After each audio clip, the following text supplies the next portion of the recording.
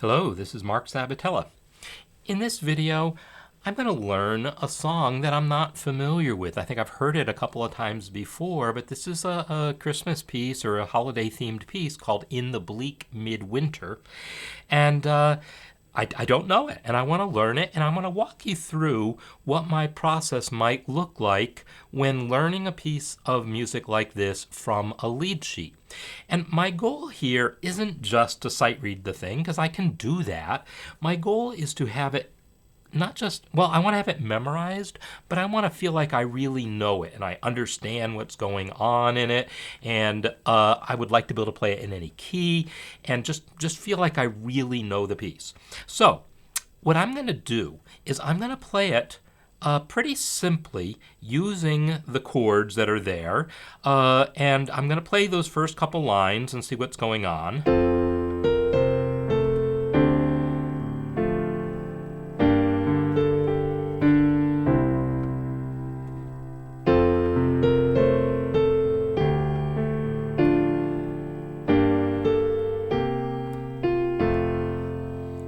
All right, those are the first two lines. If I read on after that,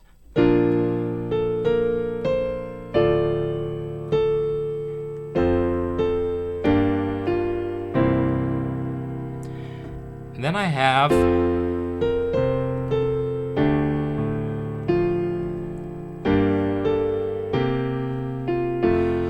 so it's basically kind of an AABA form, right? 4-bar A section, second 4 bars are largely the same as the first, just kind of that difference in the ending. First one ends on a half cadence, second one ends on a full cadence. The bridge goes to the 4 chord, does something a little different. There's the 4-bar B section, and then the last A section is identical to the second A section. So a pretty typical AABA form, except this one's only 16 bars instead of 32. And what I want to do is I want to do what it takes to convince myself I know that piece. And so what I'm going to do next is I'm just going to play it with just the melody and the roots. This isn't necessary to strip it down to just this, but I want to emphasize that this is something anyone can really do, whether you think of yourself as a pianist or not, just to play the melody and the roots of the chord.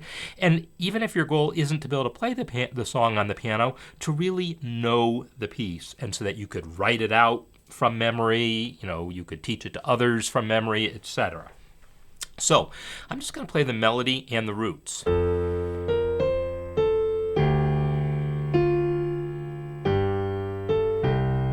Oops.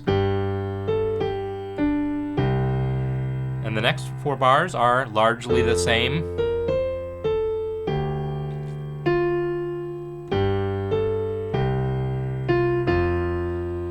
So I just want to focus on just that much, and already I can see a couple things. Well, one is it's totally diatonic, right? All those chords are in the key of F. There's no accidentals needed. I'm sure there's other arrangements that have more complicated things going on. I can already, in my head, hear other possibilities for chords.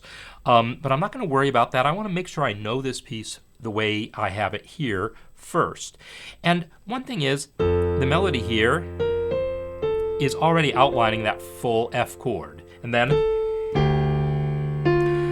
I get to hear the D minor chord because I hear the third of the chord in the melody. Now, here I'm not hearing the third of that chord. Sometimes I will fill in thirds with my, a free finger. But if it's diatonic, I don't necessarily worry about it. Now, if I'm trying to learn this piece, I feel like da da da da da dum. I already kind of got that little bit of melody. The thing I might need to remember is it starts on scale degree 3. Da da da da da dum. And then ba da da ba dum. Right, that little leap down and back. I got to remember what's going on, and what it is leaping from the root down to the 5th of that chord. And the chords are just a 2 and a 5. In fact, that whole chord progression, 1, 6, 2, 5. Very simple diatonic circle of fifths progression. From 1 down a third to 6, and then circle of fifths. 6, 2, 5, back to 1. and then back to the 6th. I'm on the second line, and the next line just kind of hurries up that final cadence there. Instead of a whole bar of 2, whole bar of 5, it's got 2 beats of each. Now, I'm verbalizing these things so that I can communicate it to you. My mental image of the piece is essentially the same thing that I'm verbalizing, but I don't necessarily analyze it into words like that if I'm just learning it myself. I feel those things. I feel what a 2-5 sounds like. I don't have to memorize those numbers. I just know that sound. So already I'm kind of ready, I think, to try to play that melody from memory. I've talked through what I need to talk through. Normally that would be self-dialogue. And I'm just going to close my eyes and see.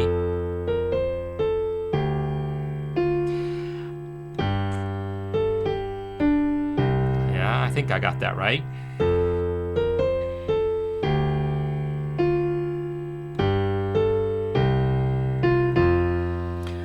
So the one thing I have to open my eyes to see if I got right was the rhythm there. It suddenly occurred to me that I hadn't really thought through exactly what was happening, but it's root and then the upper neighbor and come back down. And it's that dotted quarter eighth rhythm. If I knew the lyrics, that would probably make more sense. And realistically, if I'm learning a song with lyrics, I typically do use those to help me keep in mind what's going on, but whatever. I'm just going for it. So the next phrase, though, has the dotted quarter in the middle of the bar.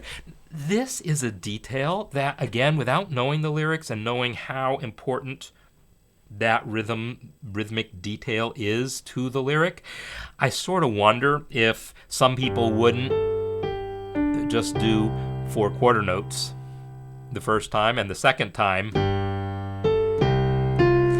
do dotted quarter at the beginning of the measure. I feel like there's probably some wiggle room in how those rhythms are interpreted, so I'm probably not going to get too hung up on that. I'm going to play this one more time from memory.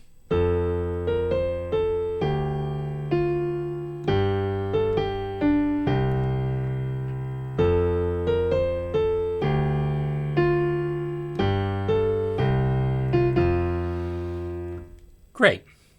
Next step, I'm going to play it in another key. I want to make sure that I can reproduce this. And so I'm not memorizing the pitches. Notice I've never mentioned what the actual chords are. I've been giving numbers, Roman numerals and scale degrees and thirds of chords and talking about it in those terms because that information is going to translate to another key. And that whole circle of fifths thing, I feel like I can reproduce that in another key without really thinking about it. So what key will I pick? Well, this key had flats. I want to go to keys with sharps and I want to pick a key with sharps and another key with more flats. Maybe pick the key of C because C is always easy. In fact, I'm just going to put this thing in C right now. Start on scale degree 3.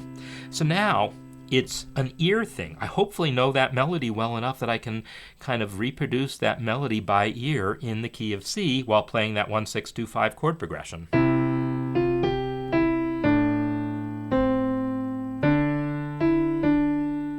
Back down to the 5th.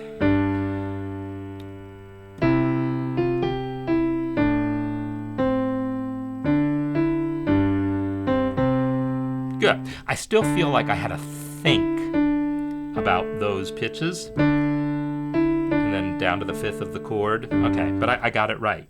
Okay, so now I want to try in another key. I guess I'll try it in the key of, A, a key with some sharps in it, right?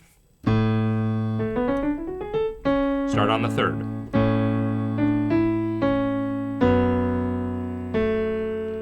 Then circle of fifths. That was just me playing a wrong note, not thinking it wrong.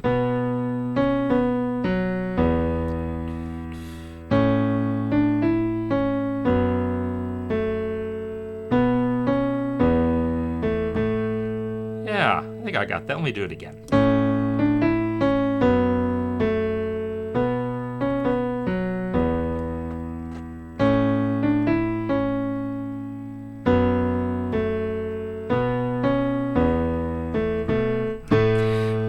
What you saw me doing there was like with my eyes closed and finding my way down from the A to the F sharp. I knew I was trying to go down a third, but I don't play literally with my eyes closed that often, so I had to think about where that was in my hand. I think I know this piece now. At least I know the first two lines. I still need to learn the bridge, the B section, and I would tackle that next. But this is my process. It's a process of it's learning it by ear, but with an ear towards the theory of what's going on harmonically also, so that I'm aware of what's going on. And so if I do play an A, I can, hopefully fill out the chords some. I got it wrong already.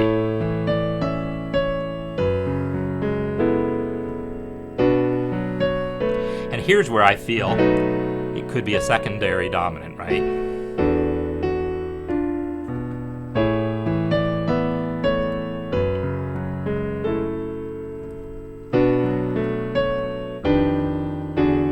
And I did that augmented sixth thing that I talk about in my harmony course, right? And that's the thing, is once you understand the structure of the piece, then these harmonic substitutions and all the things that you know about harmony, these can start coming into play, and you can bring it to the table. But your first step is to really know that piece so well. So it's not just some dots on a page, but is in you. The melody and the harmony is something you really know, and that is my process for going about it.